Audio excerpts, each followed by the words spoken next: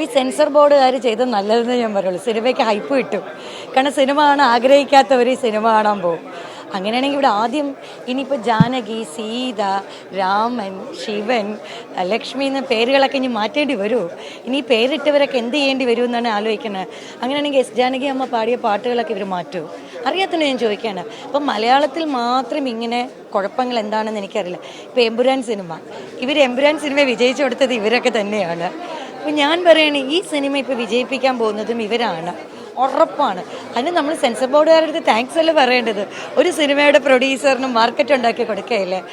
ഇതൊക്കെ കല എന്താണെന്ന് അറിയാത്തവരാണ് അവിടെ ഇരിക്കുന്നത്. എനിക്ക് തോന്നുന്നു കലയെ കലയായിട്ട് കാണുക. ഇപ്പോൾ ഒരു പേരിൽ എന്താ ഇരിക്കുന്നത്? കാരണം ജാനകി എന്ന പേരിൽ എന്താ കുഴപ്പമിരിക്കുന്നത്? എന്തെങ്കിലും കുഴപ്പമുണ്ടോ? ഇല്ല. അങ്ങനെയാണെങ്കിൽ മലയാള സിനിമകൾക്ക് മാത്രം ഇന്ന പേര് ഇടാൻ പാടുള്ളൂ, ഇന്ന പേരിടാൻ പാടില്ല എന്ന് എവിടെയാണ് നിയമമുള്ളത്? ഒരു മതഗ്രന്ഥങ്ങൾ പോലും അങ്ങനെ എഴുതി വെക്കാത്തത് എനിക്ക് തോന്നുന്നു മനുഷ്യന് വിദ്യാഭ്യാസം കൂടും തോറും വിവേകവും സെൻസും കുറേ ആണോ എന്ന് എനിക്കൊരു ഡൗട്ടുണ്ട്. ആവശ്യമില്ലാത്ത കാര്യങ്ങൾക്ക് അവർക്കൊരു വൈറലാവാൻ വേണ്ടി കാണിക്കുന്ന ഒരു വേലയായിട്ട് മാത്രമേ ഞാൻ ഇതിനെ കാണുന്നുള്ളൂ. പിന്നെ നമുക്ക് സംഘടന ഉള്ളതുകൊണ്ട് നമുക്ക് വരണം. ഇതൊക്കെ കാണുമ്പോൾ എനിക്ക് ചിരിയാണ്. സിനിമയ്ക്ക് മാർക്കറ്റ് ഉണ്ടാക്കി കൊടുക്കുകയാണ്. സിനിമയ്ക്കൊരു മാർക്കറ്റ് ഉണ്ടാക്കി കൊടുക്കുക എന്നുള്ള ലക്ഷ്യം മാത്രമാണെന്ന് തോന്നുന്നു. നമുക്ക് 50-50. കാരണം ഇങ്ങനെ ഉണ്ടാകുമ്പോൾ സിനിമയ്ക്ക് മാർക്കറ്റല്ലേ ഉണ്ടാകുന്നത്. ഇപ്പോൾ എമ്പുരാൻ സിനിമയുടെ കുറേ ഭാഗങ്ങൾ കട്ട് ചെയ്യണമെന്ന് പറഞ്ഞാൽ കട്ട് ചെയ്യണമെങ്കിൽ ഒരു കണ്ടവരും കാണാത്തവരും പോയി അതിനു മുന്നേ പോയി കണ്ടില്ലേ അല്ലേ? എമ്പുരാനും ഉണ്ടായ മാർക്കറ്റ് വാല്യൂ അറിയാലോ, വിദേശങ്ങൾ വരെ. അപ്പോൾ ഇത് വിദേശങ്ങളിലും ഇതിനൊരു മാർക്കറ്റ് ഉണ്ടാവാം. ഇത് ആണോ അല്ലേ എന്ന് വെച്ചാൽ എനിക്കറിയില്ല. പക്ഷേ ഇതൊരു മാർക്കറ്റ് ഉണ്ടാക്കാനുള്ള ഒരു പോസിറ്റീവായിട്ടേ ഞാൻ കാണുന്നുള്ളൂ.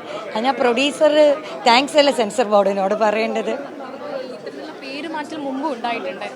എത്രയുണ്ട്.